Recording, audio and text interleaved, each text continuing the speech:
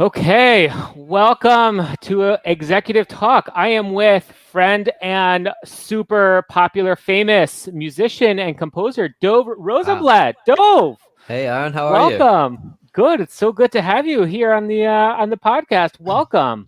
Thank you. Thank you. Thanks for I know having we've me. been. You know what? I've been ever since. I think I actually started this podcast just so I could have you Oh, on come it. on. I'm like, who are the people that that really just share creativity and coolness? I'm like, I want to get Dove. How do I do that? So, Thank you. and here we are. So that's great. The plan worked. Thank you. I'm honored. Dove, tell me a little bit about yourself, where you're from. Tell me, what you're up to. Sure. Well, I guess we know each other from back in the day, around high school years, right? Or Yeah, even before. a little I'm bit. pretty sure my first drum set was from you, right? I Wasn't was that? gonna say, I'd like to take credit for your Yeah. musical career Yeah. because I think we gave you your first drum set. I remember that, and I actually bring that up often to people because at this point, people, a lot of parents ask about their kids starting out on instruments, and when, especially with drums, it's very loud. Parents don't want to make that commitment. And I remember my parents. I had been speaking of kids. Everybody's working from home now, so you'll probably hear my kid. Great. Um, but but yeah, for years I started on keyboard when I was a kid, and then I always wanted to play drums. And my parents said, if you still want to play drums when you're 13 for your bar mitzvah, we can look into that. And then we got your used drums, and that set me on the course. So thank The you. rest is history. The Yeah. rest is history. So Cool. yeah, I mean, a quick background, I guess, is that I've been playing music since I was young, and it was always just something fun and a hobby, something I knew I loved.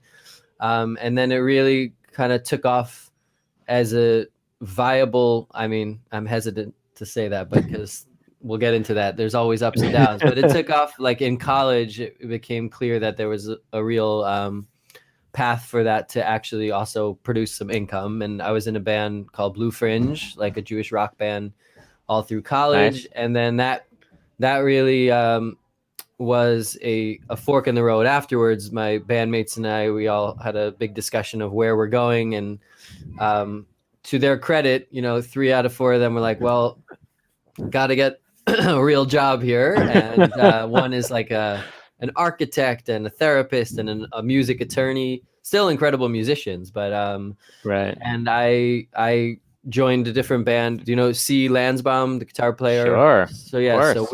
we teamed up right then, and then I was going that route. And so I've always just been continuing playing in different bands, and it's kind of morphed. I've taken on all these different roles. I've gotten into some of the composing.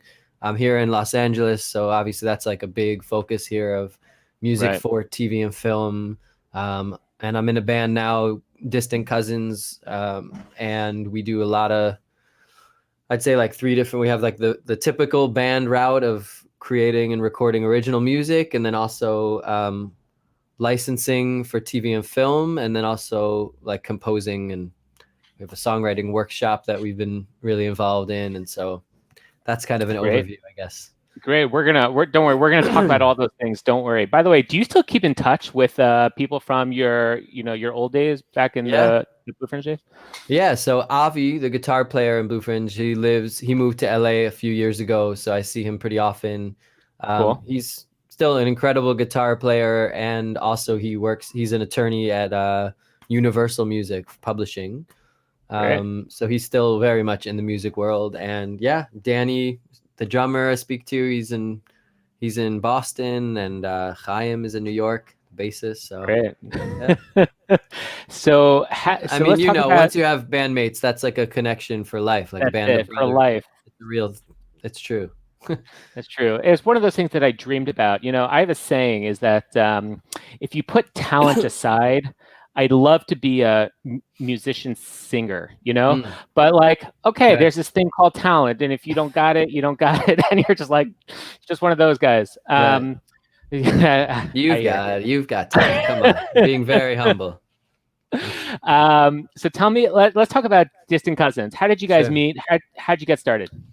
So I had met David Swirsky, who he is half of Moshav band, and so through Blue Fringe, our band's always over. We crossed over and played a lot of shows together, and we hit it off as friends. And also every now and then we would, when he was visiting in New York, we would get together and just like jam and write stuff. And when I would visit LA, we would get together at his place and write. And so we knew we had this connection as friends and also as songwriters. And then, so when I moved to LA, we kind of started working together, just casually writing songs together, not really with any plans. And then the real clincher, I guess, was Ami Kozak, who I knew from New Jersey as well. After he graduated Berkeley Music School, he came to LA, and we got together. Very, typical Jewish mother style. I think both of our moms were like, "Oh, you're both in LA. You should get together. Don't know what'll happen." So we went out for coffee, talked about music and what we were up to, decided we should just jam, get together. And I showed him a song that I had written with David, and he said, "Oh, I want to produce that." And then that led to us getting together to write. And really, I mean, it was one of those things, like with any good relationship, like our first time the three of us got together, we wrote this song called On My Way, which ended up getting used in like a Macy's commercial that kind of set us off on this path. And it just, it's been going ever since. And it's been about 7 years now since we started like that. That's amazing. Yeah. So do you guys have like band personalities that you've taken over, that you each have your role? Like you got the smart one, the witty one, the creative one, the one who breaks the guitars on stage, Yeah, definitely. I think there is a lot of overlap, but it also is, I think it's important actually to kind of know your role. One thing that we've noticed, for better or worse, we don't have a lead singer. So we're a trio, all three of us sing. I mean, I keep saying to David, just step into that, because I think he's incredible and has that. But we really all kind of take turns singing lead on different songs and harmonize. And a big part of, I think, what we do is that it's this solid trio, as opposed to just like one guy and a backing band, I was gonna say, I love that trio component. Why do you even need a lead singer? Like what? Like this does, you know what I mean? Yeah, no, it's a good point. I mean, I think for some people, it's just old fashioned, but I think some people, from the fans' perspective, they latch on more when it's like one individual, or one like front man. They're just like, they have that in their head. But yeah, it's not really necessary. And I mean, I think, to answer your question about the different roles, I think the way it really comes into play is actually behind the scenes, like as far as our workload and, staying on top of a lot of the administrative managerial stuff. That's a lot of what I do. And just like really keeping us on track and a schedule, because, as artists and freelancers, it can be just kind of amorphous all over the place. So, and David really kind of takes on the role, not even on purpose, but that's just what he does. Like, he really often starts the song ideas, and he'll send us this song like, "Hey guys, I'm working on this idea. What do you think?" It's like, "This is amazing. Yeah, let's finish this." And Ami really takes on the bulk of all of the Logic session recording, editing and mixing and video editing. Now he's become this incredible video editor. He really does the bulk of that, and we try to help out, as much as he allows us to. But he's incredible at it, and so we really, I feel like we all recognize each other's skills and try to let that person, shine and step into that when needed. I think that's a big part of it. I love it. Look, when you're on the stage like that, there could be a lot of opportunity to feel the need to like take the center stage amongst everyone else. And I think it's fabulous. I love that camaraderie that you guys have on stage like that. Like you guys, you clearly so own that stage together, and that you complement each other so well. It's such a wonderful experience, from the song, the music, the sound, to the general presence. I think I think you guys really have a good thing there.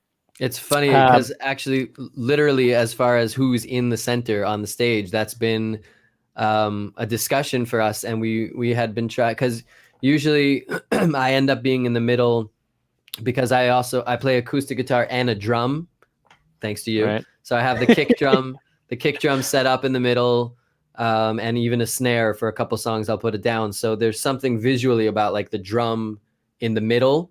That Right. was really like a practical thing. And then we started realizing like David sings lead on a lot of stuff, and even the banter in between songs. It's kind of strange when the guy on the side is doing all that. So we've been trying to incorporate more recently. Well, not anymore because live shows, but Right. like a little bit of a dance where David starts off in the middle with a song or two, and then we've even like figured out, okay, you go around my chord, the back, and how to move around. So we kind of share that space, and it also just makes it interesting and exciting, and things are moving from the audience perspective too. You know.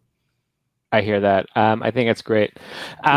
So dare I say it like this, but you guys are like almost famous. And what I mean by that is you like you guys are really on the cusp of hitting it huge. You have Amen. music that's being used in movies, TV shows, theme songs, Right. commercials. Like you guys are really making a getting yourselves out there to that, which I is amazing. And I'm going to be so excited when that bit just turns to the next level and Right. you're on like world tour in front of hundreds of thousands of people.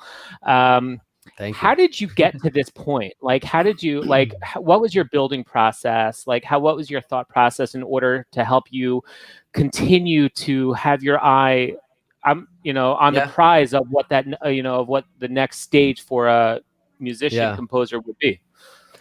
Yeah, that's a good question. And I think always what we really try to do is just keep our heads down and keep working and keep making sure. And I'm not just saying that because I think if we get too caught up, and I've seen it myself, I've been guilty of it. But when you get too caught up in what, some of those lofty goals, I mean, look, playing in front of 100,000 people, going on a world tour would be incredible.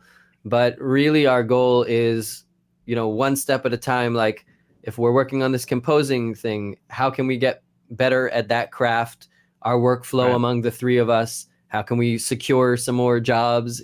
So it's like it's very focused, I think, from one step to the next. And a lot of those are like these kind of happy offshoots, byproducts that end up happening.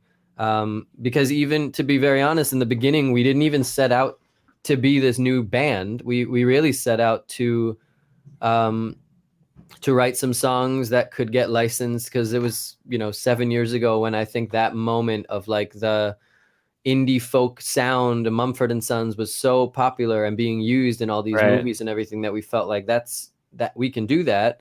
But there was definitely a very practical focus on income and making a living out of this, because we all are dads. We have families we're supporting through it. So I think it's funny you phrase it, the almost famous. I've thought about this a lot. I think the fame piece of it years ago, I got out of my head. That was kind of more like fun in my 20s, like, oh wow, Right. people know me. And then it's like, you know uh just keep your head down, do good work, and try to keep making a living out of it, because that's, to me, that's the success. I think to all of us, that's the Right. success. If we can keep making music together and making a living, then to us, that's fame.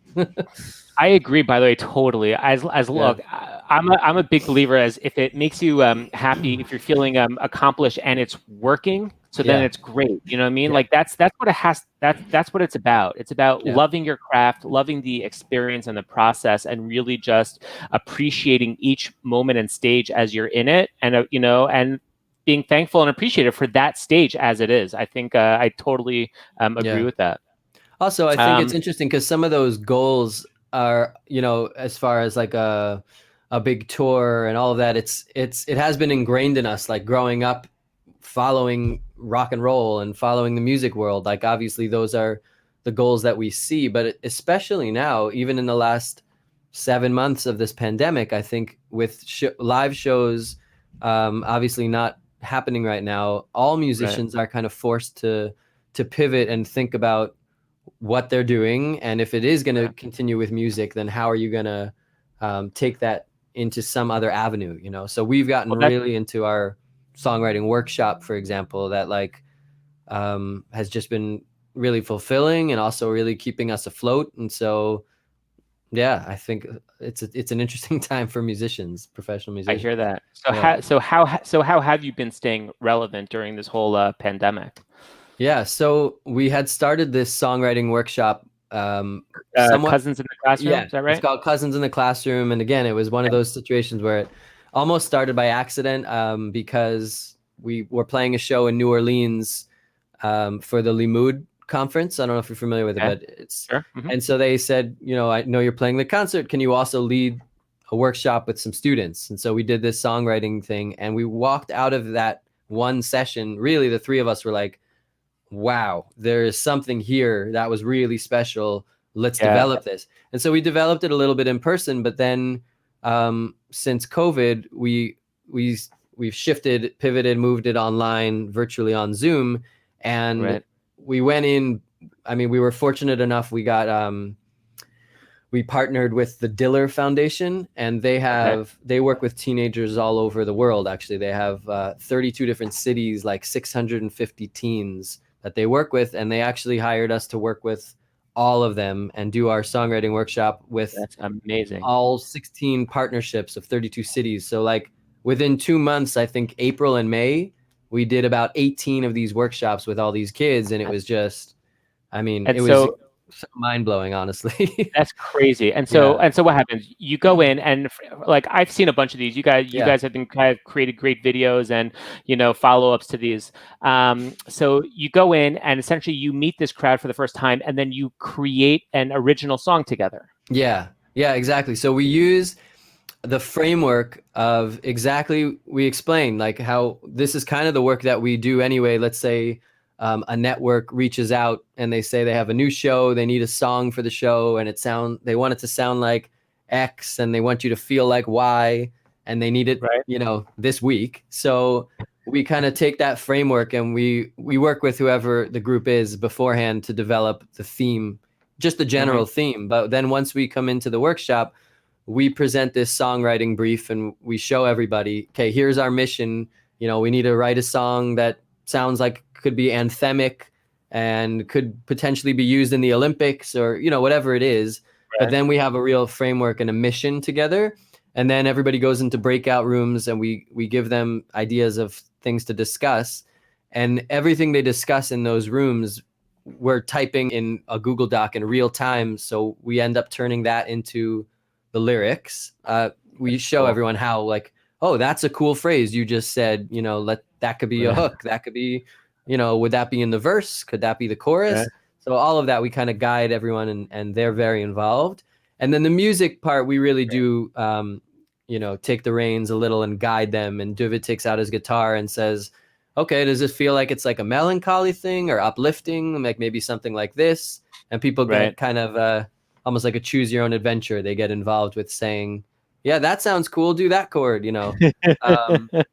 and then, by the end of that 1 hour workshop, we really kind of have the bulk of the song. We leave it open for a day to email us any other ideas, because that's how it goes with creativity. Once you open the floodgates, and then we send them like a little demo of it and ask everybody to film themselves singing along, and we put it all together in the song and the video, and it's, thank God, I love that. it's going over really well. I love that. I think, look, for someone, I think the creative process of what goes into that and into creating a song in general, what I'm about to ask you about, Sure. I love that creative process. Look, when we, it's like in a completely different spectrum, but, on that idea of creative building process, we work, right? So we work with a lot of different companies and, and brands.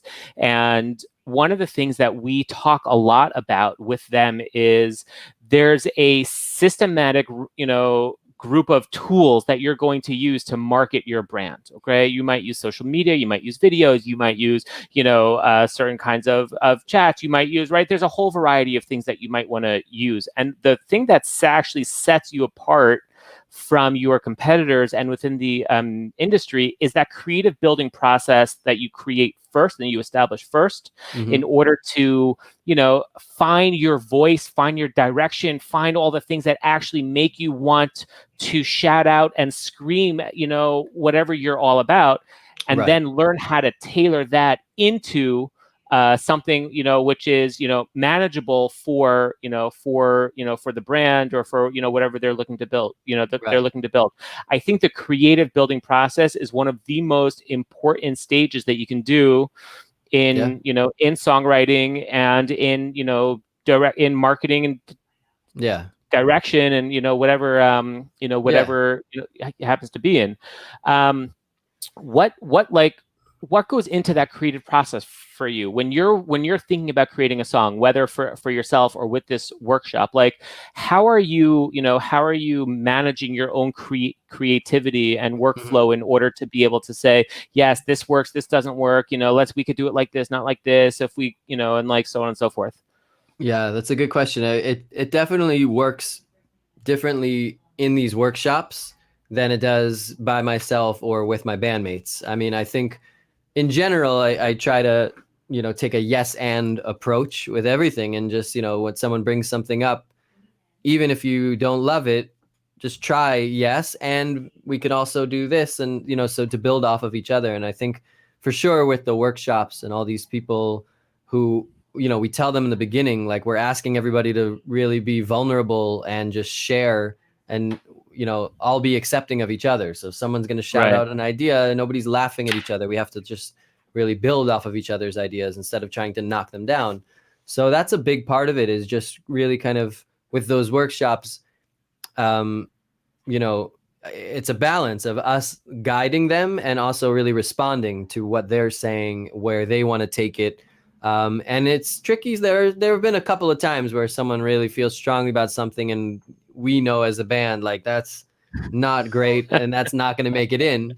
So, we have to just delicately be like, okay, that's really cool. Yeah, we're going to write that down. We'll keep that on the side. So there's a bit of that, happy balance there. But I think primarily, we try to actually not think about it too much, because I think so much of the creativity is what comes to you in the moment. And that's one thing we try to tell everybody at the beginning, is like, you don't need to be a songwriter to be doing this. Every single person has some creativity, has some creative spark, always. So we're trying to get everybody to tap into that. We'll help with the music part, but part of it is really getting rid of the voice that thinks about it so much. Because I know for myself, when I'm writing a song, immediately I'll have the idea, and then I'll just think, oh, that's a little cheesy, or, oh, that sounds exactly like this other song I know, this has been done. And so much of that self-doubt just precludes so many people from ever getting anything done, aside from songwriting, just in life. But specifically with creativity and songwriting, I think a big part of it is learning how to kind of squash that inner critic, and just be okay with whatever. And then, you know what, I'll write this song, I'll finish it, and then if I end up it doesn't go anywhere, that's okay. But that's such an important part of the creative process, is to not to be the editor yet.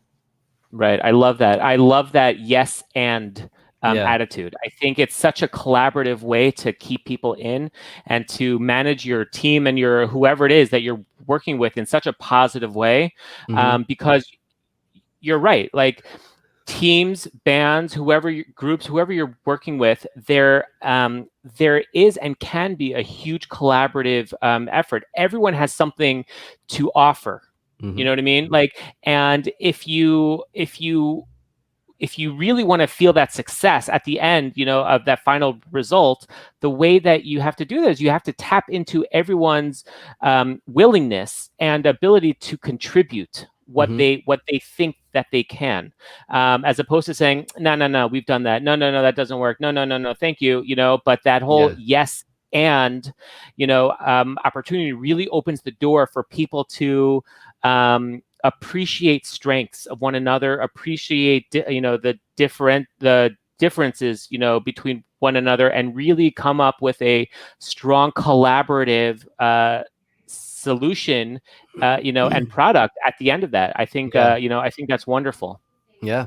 Yeah. And I it's love also that. cool because it's almost all of the groups that we're working with, there's some diversity within the group. And so it's funny because people ask, a lot with bands, when you guys work together, I assume you guys have a lot of similar influences and everything. And with us, our influences are actually quite different, like as far as what we each really like. I mean, there's obviously some overlap, otherwise it might not work. But I mean, I think, I guess what I'm getting at is I think sometimes those specific differences are exactly what make the collaboration special. Because if Yeah. you're going to join a band where we all only love punk rock, yeah, you'll be a very one, it's not very dynamic. It's just, Right. you're just a punk rock band and you may be the best, but um, Right. I think playing off of each other's differences among our band and also the workshop, I've really seen the advantage of how far that can get you. I think further than if you just try to find similar, like-minded people, for a Right. specific project. I love it. I think that's great. Now, let's assume that we're not in pandemic times, okay? Yeah. And let's assume that you're back on stage and you're performing and you have, everything is going fantastic. Oh, How do great. you, when you're on stage, Yeah. how do you command the attention of the room? Like, you know what I Mm, mean? Like, mm. how do you create that connection with your crowd to keep them engaged with you? Yeah. Wow. That's a good question. I mean, we have actually developed this specific way that I think we found really works well for us. So, I mean, I will say I'm sure it's different for every artist. For us, we actually find, because oftentimes we're going up against noisy bars and venues, and especially Right. like if you're the opener, people are there to see someone else and they're like, they don't care.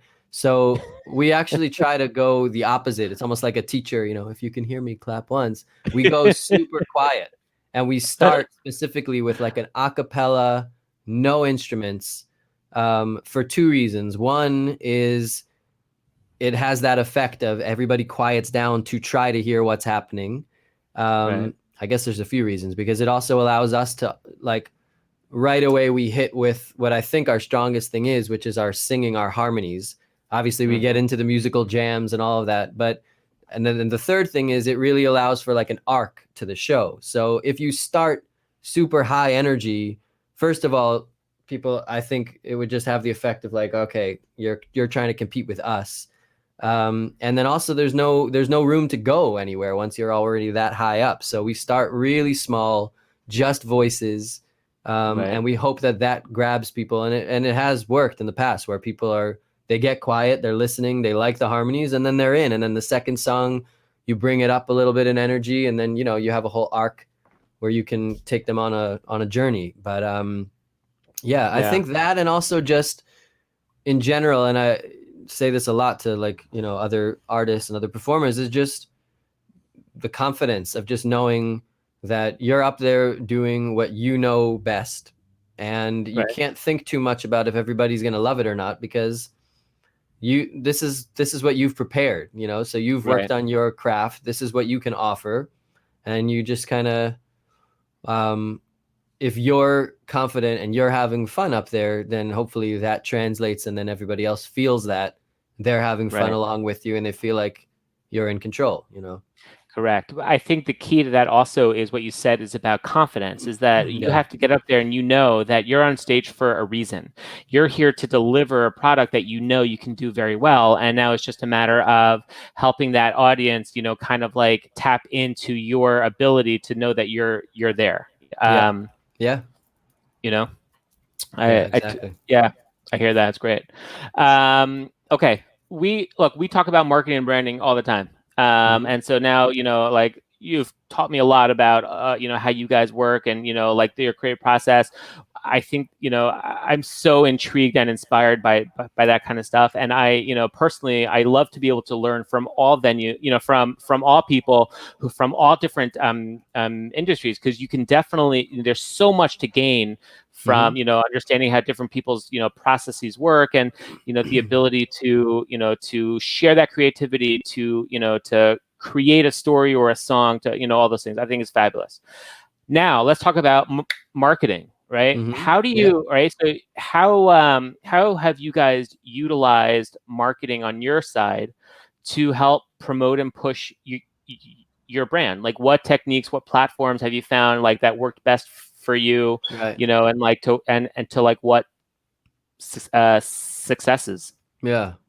So first of all, probably not well enough. I would say I think that's something we're always working on, because we do get really kind of um, somewhat lost in the creating of the art, and then even just right now with the workshops, like it's just such a heavy workload, thank God. But it's like, yeah, I think just like with everything, you have to spend time on the marketing, thinking about it, and also obviously executing.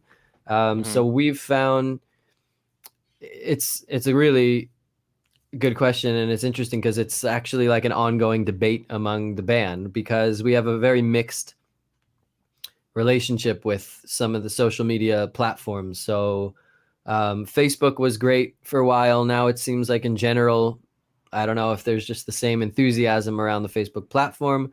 Right. Instagram, obviously, that's been our number one, I would say, is Instagram. Cool. Um, and TikTok now.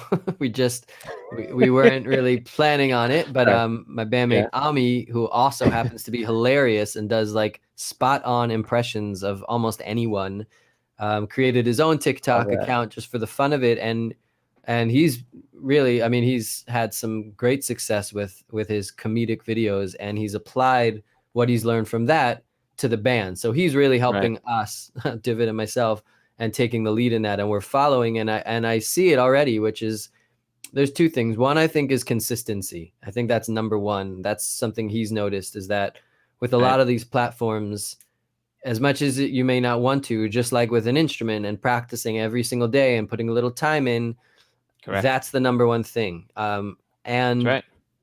so I think consistency is huge, and we're really working on that. And funnily enough, with our TikTok, we've probably been the most consistent. And now with our Instagram, we finally figured out a way, because this is something that I think, aside from musicians, I think everybody probably, you said it yourself, like, the brands finding your voice. What do you want to say before figuring out That's how right. you're going to get out there and shout it? What are you shouting? Right. So Correct. obviously we have our songs and our music, but nowadays that's not enough. Just having a good Right. song is not enough. You need to have a story. People want to know, why should they even care about this band? And Um, also, more yeah, and more, especially in this world of TikTok, social media, like more and more people want to know not just what's on the cover of the band, but they also want to get to learn about you guys. Like they want to yeah, know about your personal hmm, lives as much as you're willing to share. Obviously, there's a line for privacy, and you shouldn't have to share everything.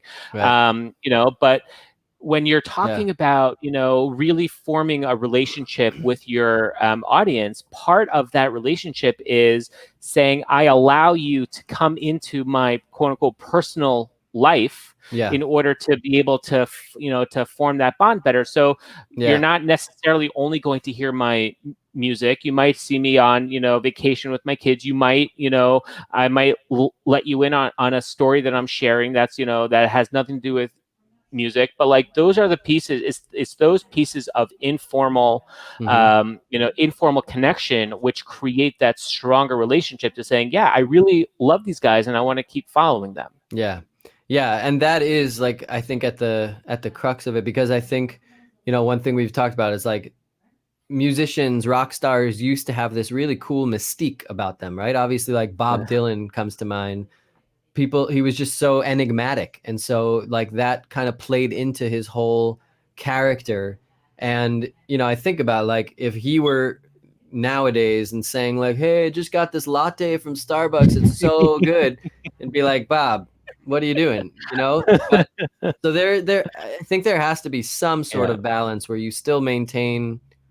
I'm not even sure actually, as I'm saying that. I don't know. That might just be out the window because, like you said, I think now it's shifted so dramatically that people expect that you're gonna share Correct.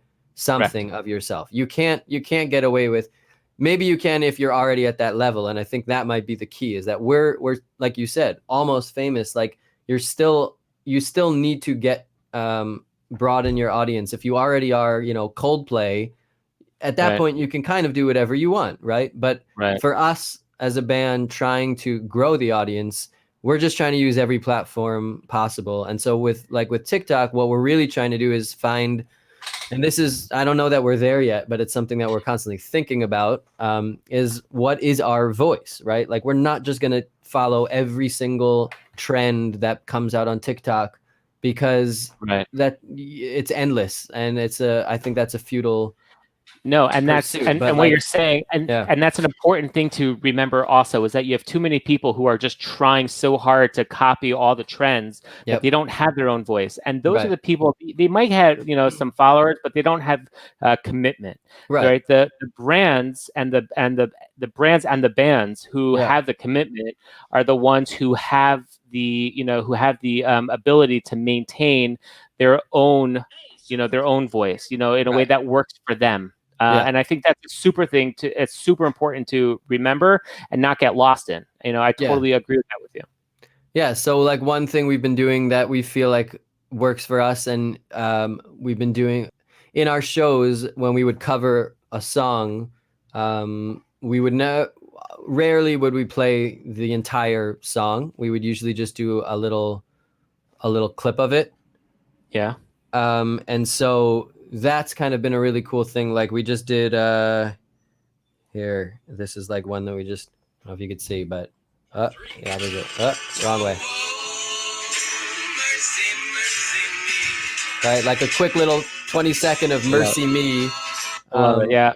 but it's like, that first of all, attention span, everything is just really short and quick, and in a way, Right. it's kind of nice because we can just kind of pinpoint what's the strongest harmony in the song that we do.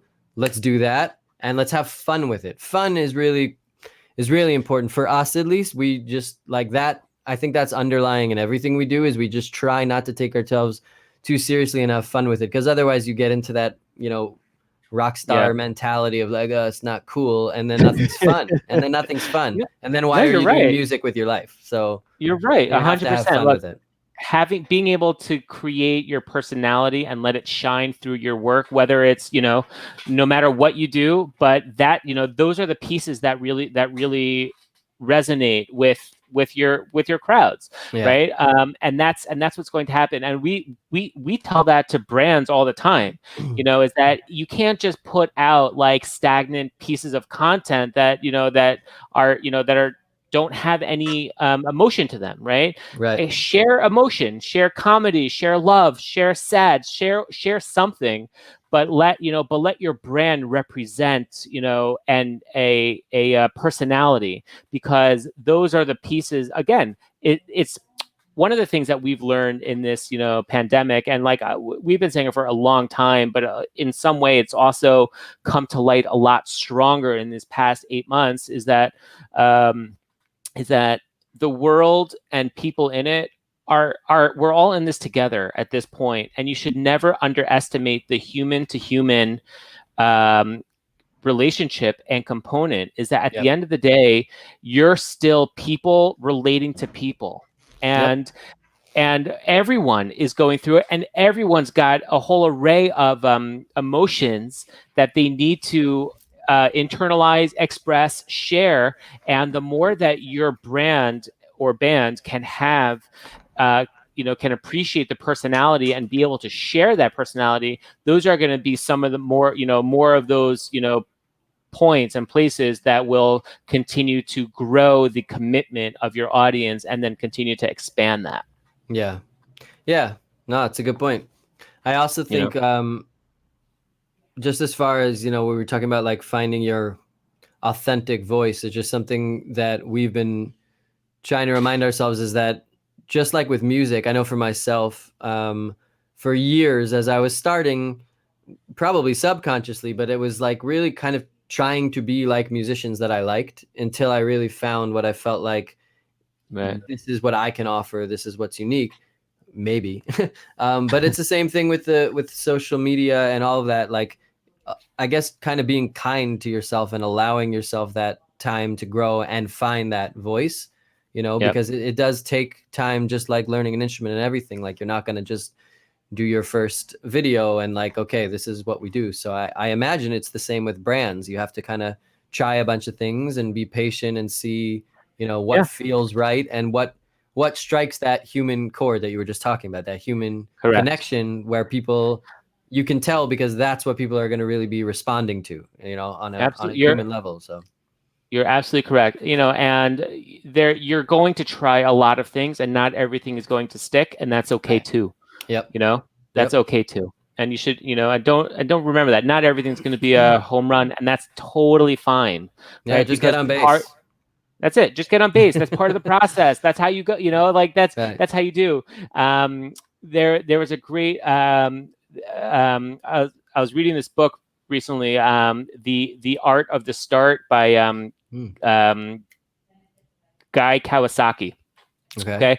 And he has a line in that book that says something like, if you don't look back at your original, prototypes or your original, productions, and you're not embarrassed by them, you're doing something wrong. Like That's cool. there's always improvement to be made, and you're always going to be improving your process. Yeah. And you should not be embarrassed. I mean, you could be and you should be, but you shouldn't be embarrassed of your first steps, because that's that's part of the process and growing Right. and building with everything that you're Yeah. putting in there. It's so funny. Just this past week, someone I haven't spoken to in years reached out on Facebook and asked for like an MP3 of a song, probably from like high school or something. Yeah, it was high school. And I was like, oh my God, I'm extremely embarrassed. I can't believe you even remember that song. And, and it's exactly what you're saying. And she wrote back and she's like, are you kidding? That's part of, the process. And but yeah, it's something like, I think you logically know, but you still feel like, I don't want anyone to Of hear course, because you always want to put out perfection, and you always want to have that, you always want to feel like you're there. Yeah.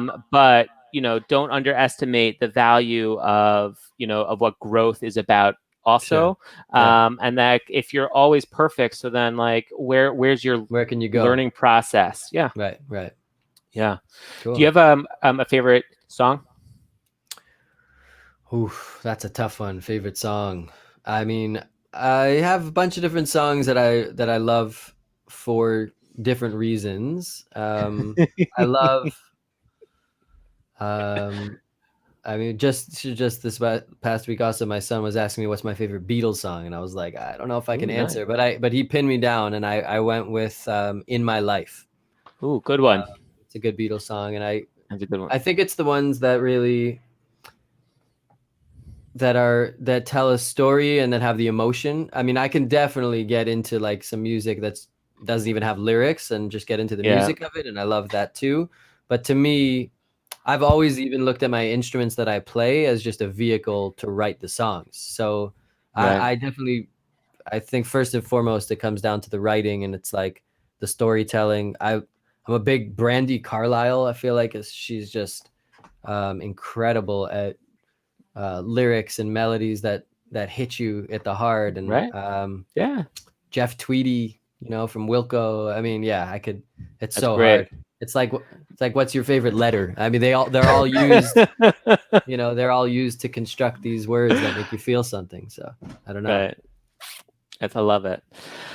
I love it. All right, Dov, it's been a pleasure. I'm so excited Thanks, you Aaron. came to chat with us over here. Hopefully, we'll get to do this again. This has been so much fun. We learned so much about your creative process, how everything works. It's so inspiring, and I'm so excited to see what really is coming to that next stage, because I've been following you guys for a long time, and like I know it's like it's already here. As far as I'm concerned, you guys are already like a world renowned, famous band, because it feels like that. It really does. Right. Like you've been, your content that you put out, your videos that you put out, it really it's really fabulous. And if people out there are not following you guys already, you definitely should.